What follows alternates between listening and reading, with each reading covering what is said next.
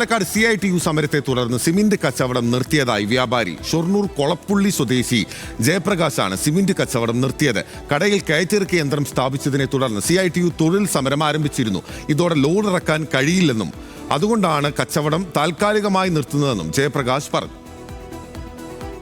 ഈ ഒരു സമരത്തിൻ്റെ പശ്ചാത്തലത്തിൽ ഇവർ വരുന്ന വണ്ടികൾ ഇറക്കാൻ സമ്മതിക്കാതെ തടയുകയും പിന്നെ കയറ്റി പോകാൻ വണ്ടികളെ തടുക്കുകയും പിന്നെ വരുന്ന ചെറിയ വണ്ടിക്കാരെ മുഴുവൻ ഇവർ ഭീഷണിപ്പെടുത്തി പറഞ്ഞയക്കുകയാണ്.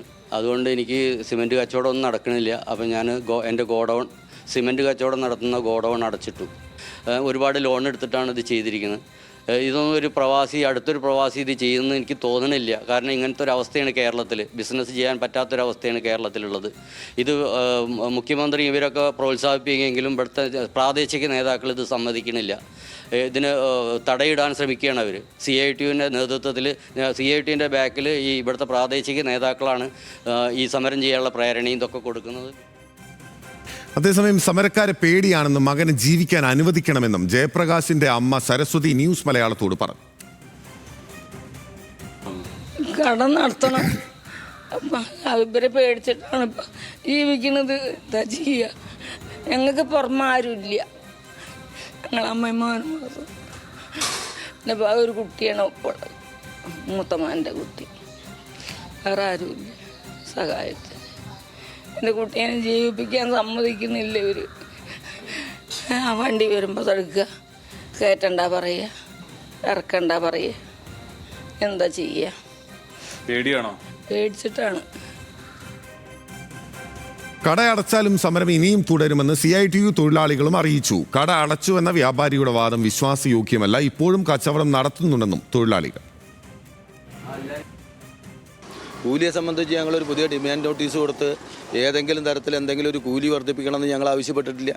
ഞങ്ങൾ നിലവിൽ വാങ്ങിക്കൊണ്ടിരിക്കണ കൂലി, പണിതുകൊണ്ടിരിക്കണ കഴിഞ്ഞ 20 കൊല്ലമായിട്ട് പണിതുകൊണ്ടിരിക്കണ പണി ഇല്ല എന്ന് പറഞ്ഞപ്പോൾ അപ്പോൾ ഞങ്ങൾ തൊഴിൽ തടസ്സപ്പെടുത്തിയില്ല. ഞങ്ങളിവിടെ ഒരു പന്തൽ കെട്ടി ഞങ്ങളിവിടെ ഇരിക്കാനുണ്ടായത്. ഞങ്ങൾ സമരം അവസാനിപ്പിക്കാൻ ഉദ്ദേശിക്കണില്ല. ഞങ്ങൾ 7-ാം തീയതി ഇവിടെ തൊഴിലാളികളും കുടുംബങ്ങളും ചേർന്ന് ഇവിടെ സത്യാഗ്രഹം നടത്താനാണ് പോകുന്നത്. വിവരങ്ങളുമായി പാലക്കാട് നിന്ന് പ്രസാദ് ഉടുമ്പശ്ശേരിയാണ് നമുക്കൊപ്പം ചേരുന്നത്. Prasad, good morning. കട അടച്ചു എന്നാണ് തൊഴിൽ ഉടമ പറയുന്നത്. പക്ഷേ കട അടച്ചിട്ടില്ല, ഇപ്പോഴും കച്ചവടം നടത്തുന്നു എന്ന് തൊഴിലാളികളും പറയുന്നു. എന്താണ് വസ്തുത?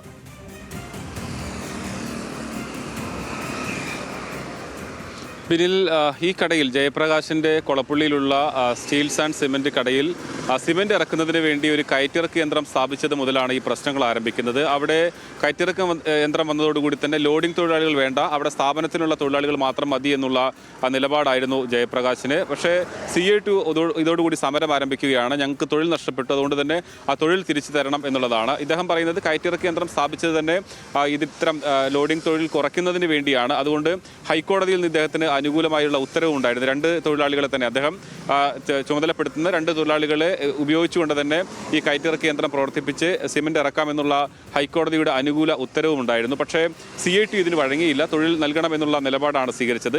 ആ കടയ്ക്ക് മുമ്പിൽ CITUവിൻ്റെ സമരവും ആരംഭിച്ചു. ഇതോടുകൂടിയാണ് അദ്ദേഹം പറയുന്നത് ഇപ്പോൾ സിമന്റ് കട, അവിടെ സിമന്റും അതോടൊപ്പം തന്നെ സ്റ്റീൽ ഉൽപ്പന്നങ്ങളുമാണ് വിറ്റിരുന്നത്. എന്തായാലും സിമന്റ് കട താൽക്കാലികമായി പ്രവർത്തനം അവസാനിപ്പിക്കുകയാണ്. ഈ ഒരു പ്രശ്നം പരിഹരിക്കുന്നത് വരെ മുന്നോട്ട് പോകാൻ കഴിയില്ല എന്നുള്ളതാണ് അദ്ദേഹം പറയുന്നത്. കഴിഞ്ഞ ദിവസമാണ് ആ കട അടച്ചുപൂട്ടിയിട്ടുള്ളത്, സിമന്റ് കട അടച്ചുപൂട്ടിയിട്ടുള്ളത്.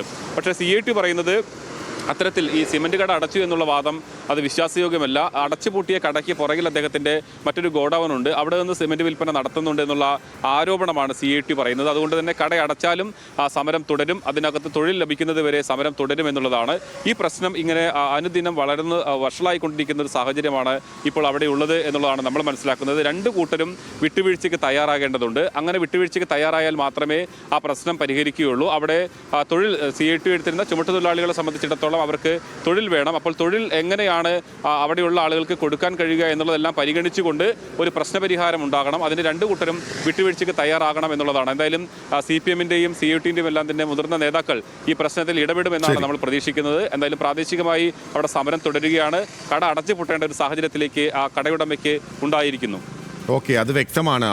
ആ തൊഴിൽ പ്രശ്നങ്ങൾ പരിഹരിക്കുക എന്നുള്ളതാണ്. ഈ വിധത്തിലുള്ള സമരരീതികൾ അനുവദിക്കില്ല എന്നുള്ളത് ഈ സർക്കാർ കൃത്യമായി തന്നെ അറിയിച്ചിരിക്കുന്നു. വ്യവസായത്തെ പ്രോത്സാഹിപ്പിക്കുക എന്നുള്ളതാണ് സർക്കാരിൻ്റെ നയമെന്ന് മുഖ്യമന്ത്രിയും വ്യവസായ മന്ത്രിയും അറിയിച്ചിരിക്കുകയാണ്. അപ്പോൾ ഒരു തൊഴിൽ പ്രശ്നം അവിടെ ഉണ്ടെങ്കിൽ അത് പരിഹരിക്കുക എന്നുള്ളതാണ് എളുപ്പത്തിൽ ചെയ്യാനുള്ളത്. പ്രസാദ് ഉടുമ്പശ്ശേരിയാണ് വിവരങ്ങൾ നൽകിയത് പാലക്കാട് നിന്ന്.